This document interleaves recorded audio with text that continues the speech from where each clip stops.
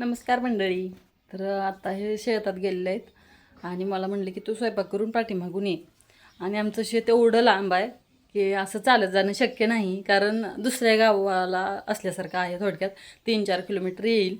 तर मग मी म्हटलं की आता तुम्हीच या घ्यायला. मग त्यांना आता माझं स्वयंपाक वगैरे सगळं आटपून घेतलं आहे मी.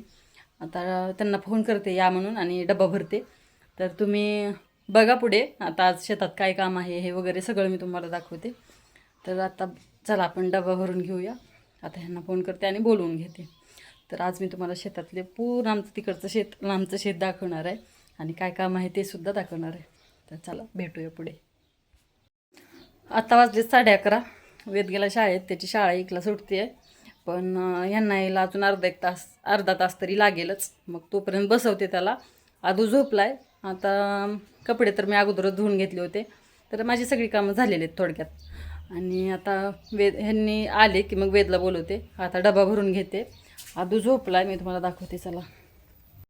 यांना फोन केला आणि हे म्हणले की मी अर्धा तासात येतोय. मग काय म्हणलं डबा भरून ठेवावा, कारण हे आले की खूप गडबड करतात. त्यामुळे मग म्हणलं की हे विसर ते विसर होते. मग जे काय स्वयंपाक केला होता तो डबा भरून घेतला. डबा भरायला 15 मिनिटं आणि बाकीची कामं आवरायला 15 मिनिटं, असा अर्धा पाऊण तास मला सुद्धा लागणार होता आणि यांनासुद्धा वेळ होता. त्यामुळे मग म्हणलं आपण आता लगेच कामाला लागलो की सगळं व्यवस्थित भरून होईल आणि काही विसरणार नाही. त्यामुळं मग डबा भरून घेतला आणि ते भाकरी डब्यात ठेवण्याऐवजी मी एका ह्याच्यामध्ये माझा पीस होता, ब्लाऊज पीस नवीनच होता, तो आता मी भाकरी बांधायला केलेला आहे, त्याच्यामध्ये भरून घेतला. आणि ते मेथीची भाजी, शिमला मिरची आणि गरगटा होता. तर 3 भाज्या घेतल्या होत्या. थोडासा भात होता तो पण घेतला आणि त्यामध्ये मिरचीचं लोणचं आणि लिंबूचं लोणचं घेतलं.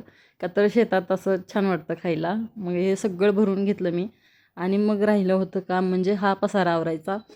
आणि एकदा शेतात गेलं आणि खूप काहीच काम नाही केलं तरी खूप दमायला होतं आणि आल्यानंतर हा सगळा पसारा बघून अजूनच ताण येतो.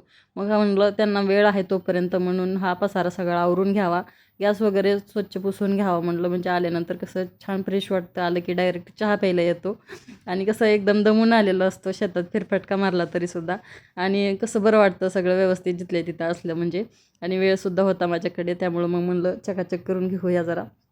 आणि लगेच गॅस पुसून घेतला, खालचं स्वयंपाक केलेलं सगळं पुसून घेतलं, भांडे वगैरे लावून घेतले जाळीतले. गॅसवरचं तर सगळं क्लीन झालं होतं आणि आता काम होतं म्हणजे भांड्याचं.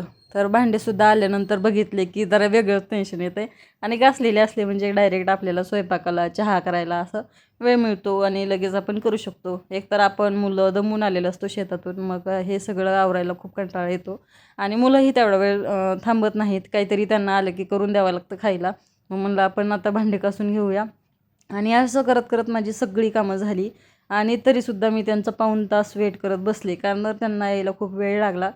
आणि ही माझी सगळी तर कामं झालेलीच होती आणि लाईट गेलेली होती, त्यामुळं काय दळणं वगैरे दळायची नव्हती. नाहीतर मी भांडे किंवा कपडे धुताना दळण टाकत असते आणि तिकडे लक्ष देत देत हे माझी कामं आवरून घेत असते. पण लाईट नव्हती, त्यामुळं मग फक्त भांडे आणि कपडे वगैरे सगळं करून घेतलं होतं.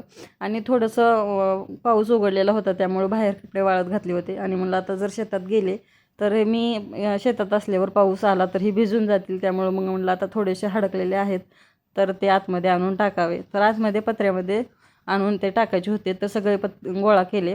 आणि बाहेर थोडा वेळ टाकले तरी लगेच कपडे हडकतात, पण आतमध्ये फॅन लावला तरीसुद्धा लवकर सुकत नाहीत. त्यामुळं मग हे कपडे आणले आणि आता बाहेर तिथे पत्रामध्ये टाकते. तिथेसुद्धा छान वारं लागते, त्यामुळं जरा सुकतात कपडे, म्हणजे पाणी सगळं नितळते. मग त्यानंतर मग आतमध्ये फॅन खाली टाकत असते, मग लगेच वाळतात तसं केल्यानंतर. आणि बायकांचं सगळ्यात महत्त्वाचं आणि मोठा टास्क असतो हा पावसाळ्यामध्ये कपडे सुकवण्याचा, जो की खूप कठीण आहे, कारण आत बाहेर करावं लागतं आणि वाळतच नाहीत लवकर. आणि जर अशी ओले राहिले की लगेच वासायला सुरुवात होतो. सगळी कामं आवरून घेतली आणि आता फक्त देवपूजा राहिली होती. आणि आज जरा सगळ्यात उशिरा देवपूजाच झालेली आहे माझी, कारण बाकीची सगळी कामं एवढी धावपळ चालू होती. आदू रडत होता, त्याला झोपवलं, बाकीची सगळी कामं करून घेतली. मग त्यामध्ये ही देवपूजा विसरलेलीच होती. मग म्हणलं आहे वेळ तर लगेच करून घेऊया लघु हात. तर ही छान अशी मला सोनचाफ्याची फुले सापडली होती. मला एक वेगळा उत्साह येतो सोनचाफ्याची फुले सापडतात तेव्हा. आणि छान अशी स्वामींना सोनचाफ्याची फुले वाहिली, देवपूजा करून घेतली, दिवाबत्ती केली मस्त. आणि कसं एकदम छान प्रसन्न वाटायला लागलं. आणि असं छान वातावरण असलं की शेतात मस्त वाटतं एकदम, त्यामुळं आम्ही जातो. आता आम्हाला खरं तर काहीच काम नाही, पण ह्यांचा डबा घेऊन जायचं आहे, तेवढंच त्यांना आमचं मुलं मी असले की तेवढाच त्यांचा टाईमपास होतो, जरा थकवा निघून जातो म्हणून. आम्ही आलोय आता शेतात. आता जेवण आम्ही पण केलं नाही, ह्यांनी पण केलेलं नाही. आता मग सगळेजण मिळून जेवण करतो आणि मग राहिलेली बाकीची कामं करतो. आम्ही यायच्या अगोदर ह्यांनी 2 बॅरेल फवारलेत. आता बाकीचं फवारायला चालू करायचं जेवण झाल्यानंतर.